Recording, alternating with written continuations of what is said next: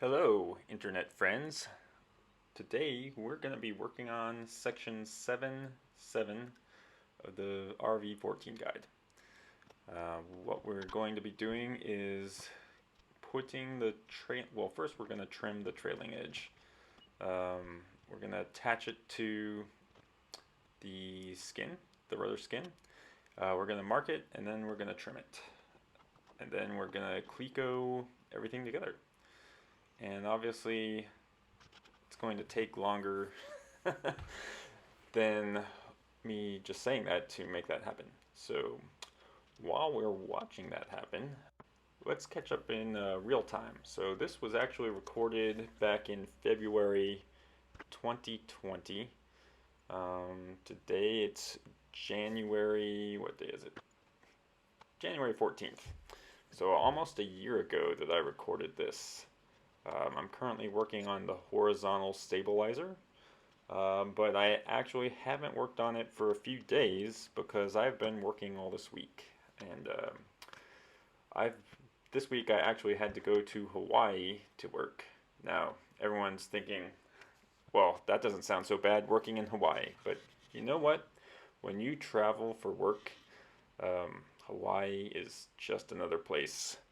Now, also when you travel, it becomes much less about the location and really more about the food, right? That's what gives you, I don't know, a shot of pleasure of actually going to a place. Like, think about if your commute was 8 hours long. You had to get on the airplane and go somewhere for 8 hours just so you could go to work and meet with people, right? That sounds awesome.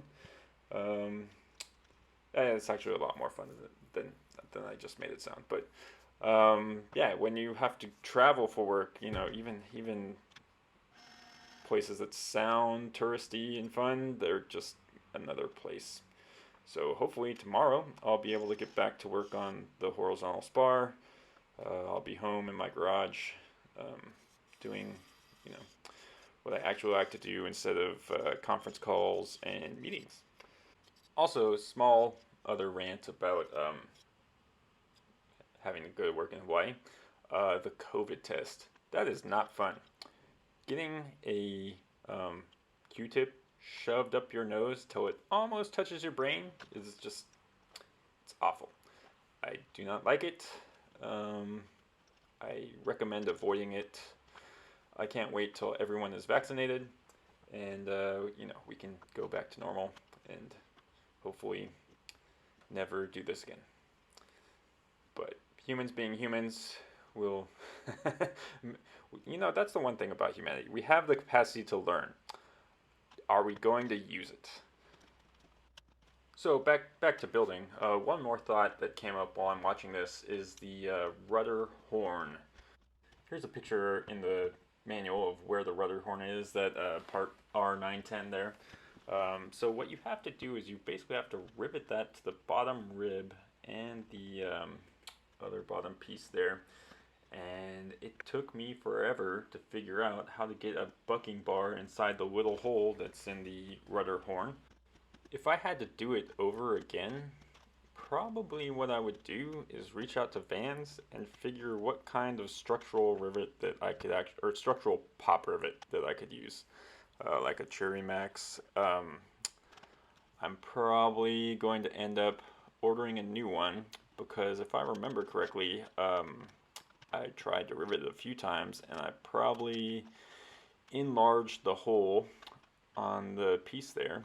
So I'm going to probably have to end up drilling out the rivet again and either using a bigger rivet or just buying a new piece.